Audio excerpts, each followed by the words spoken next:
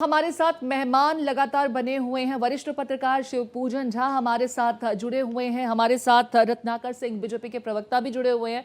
रुक कर लेते हैं अपने मेहमानों का और इस चर्चा को आगे बढ़ाते हैं कि बिहार में इस बार जब जनता अपना वोट कास्ट कर रही है तो क्या वो मुद्दों के आधार पर है या चेहरे को देखते हुए वोट डाले जा रहे हैं। हमारे साथ कांग्रेस के मेहमान भी बने हुए हैं।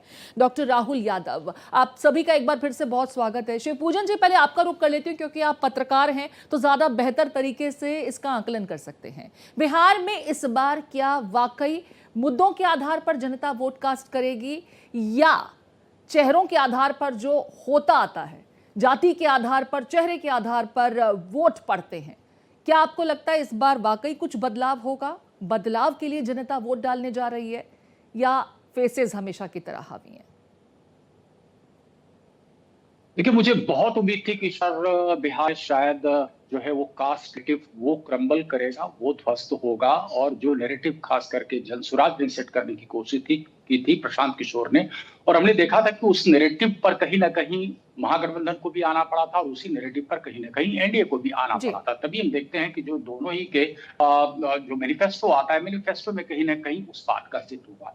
अंततः क्या इस चुनाव में थोड़ा सा हम गौरते हैं, एनडीए ने शुरुआत से ही एक मुद्दा बनाए रखा, डर जंगल का।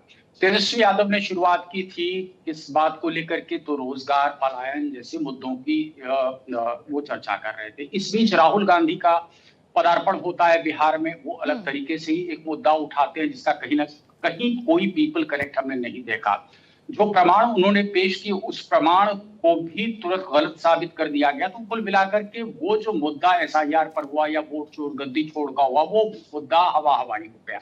और तभी हमने देखा कि महागठबंधन के दूसरे घटक दल ने उस मुद्दे को बिल्कुल नहीं लपका और कार्यक्रम भी उसके बाद फिर कोई साझा नहीं हुआ। देखिए, सही जिस बात की मैं इशारा कर रहा था कि नैरेटिव शुरुआत में जो सेट करने की कोशिश थी, वो नैरेटिव तो यही था ना कि बिहार का कहीं ना कहीं विकास हो, क्योंकि बताया ही जा रहा है कि 35 साल में जिस तरीके से बिहार का विकास होना चाहिए था उस तरीके से विकास नहीं हुआ। आप जो पड़ोस के राज्यों को, पड़ोस के राज्य की स्थिति बिल्कुल आपको अलग दिखती जी। लेकिन 20 साल का शासनकाल नीतीश कुमार का क्या फटीग फैक्टर डेवलप हुआ, क्या एंटी इनकम्बेंसी फैक्टर है, तो हम थोड़ा सा इसको समझने की कोशिश करते हैं।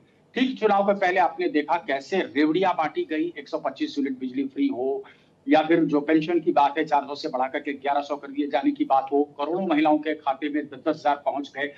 उसके पहले से भी नीतीश कुमार जो बड़ा मेटिकुलसली अपने लिए वुमेन कॉन्स्टिट्यूएंसी, वुमेन वोटर्स को वो लगातार अपने पाले में करते हुए नजर आ रहे थे और दिख रहा है। वो जब अभी वोटिंग हो रही है तो दिख रहा है कि महिलाओं का रुझान कहीं ना कहीं नीतीश कुमार की तरफ है। अब ये वही नीतीश कुमार है जो 2020 के चुनाव तक आते इनके खिलाफ तरह तरह की बातें की जाने लगी। चिराग पासवान ने अपने तमाम कैंडिडेट्स उतार दिए जदयू के खिलाफ और अब वही नीतीश कुमार इतने इंडिस्पेंसिबल हो गए हैं कि भाजपा के किसी भी नेता में ये हिम्मत नहीं है कि वो किसी दूसरे नेता के बारे में बोले। बार बार बीजेपी यही कह रही है कि भाई नीतीश कुमार के नेतृत्व में चुनाव लड़ रहे हैं, अगले मुख्यमंत्री वही होंगे। महागठबंधन की स्थिति की थोड़ी सी हम बात कर लें कि तो राहुल गांधी क्या करने के लिए आए थे यहाँ पर बिहार में? क्या वो महागठबंधन को मुद्दा विहीन करने आए थे? क्योंकि वो मुद्दा तो फिर चला नहीं उनका। कुल मिलाकर के तेजस्वी ने जो मुद्दा सेट किया है वो मुद्दा किसी क्या वो मुद्दे असर करेंगे? बिहार की जनता को वो मुद्दे अपील करते हैं? जरा कांग्रेस के प्रवक्ता डॉक्टर राहुल यादव से भी समझने की कोशिश कर लेते हैं। राहुल जी, एसआईआर का मुद्दा, वोट चोर गद्दी छोड़ बिहार के चुनाव में बहुत ज्यादा असरदार साबित नहीं हुआ। राहुल गांधी ने वोटर अधिकार यात्रा निकाली, क्या उसका असर आपको इन चुनाव के बाद नतीजों में दिखेगा? क्योंकि कांग्रेस पार्टी शुरुआत में जिस एटीट्यूड के साथ आगे बढ़ी थी, जब सीटों को लेकर के बंटवारे की बात आई तो वो एटीट्यूड आपको छोड़ना पड़ा, सरेंडर करना पड़ा। बीजेपी का खेमा ये कहता है कि कनपट्टी पर बंदूक रख करके, कट्टा रख करके आपको तैयार कराया गया सीएम फेस के लिए, तेजस्वी यादव को आगे बढ़ाने के लिए। कांग्रेस पार्टी एक बार फिर बिहार में क्या वाकई कमजोर हो गई या जो नैरेटिव अब निकल कर सामने आ रहा है उससे आप इत्तेफाक रखते हैं? नहीं, देखिए, आज बिहार में सिर्फ एक चुनाव नहीं हो रहा है। आज बिहार अपनी इज्जत, अपनी अस्मिता और अपने भविष्य का फैसला लिख रहा है। 18 साल से नीतीश कुमार और भाजपा की जोड़ी बिहार को वादों की फैक्ट्री में बदल चुकी है। हर चुनाव में वही झूठा रिकॉर्ड दोहराया गया। 19 लाख नौकरियां देंगे, सुशासन लाएंगे, उद्योग लगाएंगे, पलायन रोकेंगे। लेकिन हकीकत यह है, बिहार आज भी देश का सबसे गरीब राज्य है। बेरोजगारी 17% है। हर साल 20 लाख युवा पलायन को मजबूर हैं और प्रतिव्यक्ति आय आज मात्र 59,000 रुपए है। नीतीश जी कहते थे कि कानून का राज देंगे।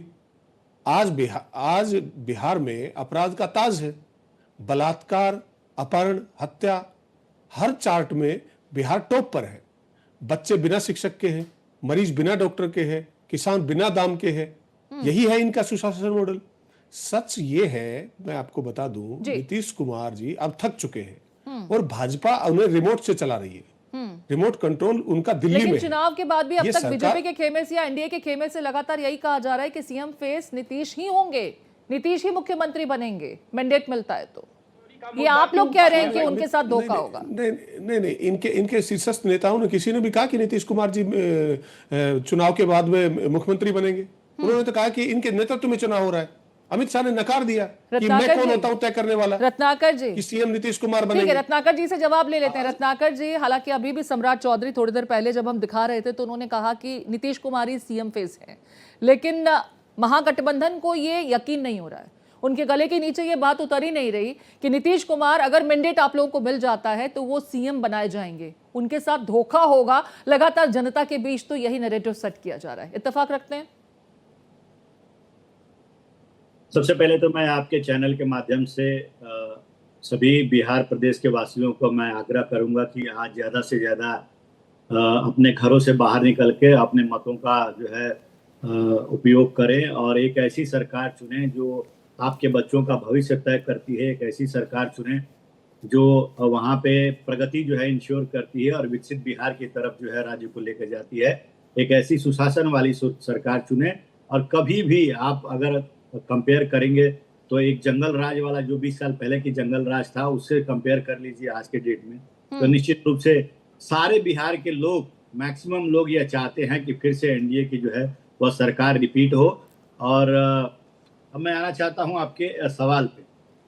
ठीक है, मैं आपकी बात सुनूंगी। इस बीच अपने दर्शकों को तस्वीर भी जरा दिखा देते हैं। लालू यादव ने अपने बेटे तेजस्वी और पत्नी राबड़ी देवी के साथ वोट कास्ट करने की तस्वीरें साझा की हैं और बिहार की जनता से बाकायदा एक अपील भी की है कि वोट डालिए और एक बार फिर दोहराया है कि तवे से रोटी को पलटते रहना चाहिए, नहीं तो वो जल जाएगी। मतलब समझिए, आप संदेश दे रहे हैं कि अब इस बार सत्ता में दूसरे खेमे को भी मौका दीजिए, वरना रोटी जल रही है और आगे और जल जाएगी।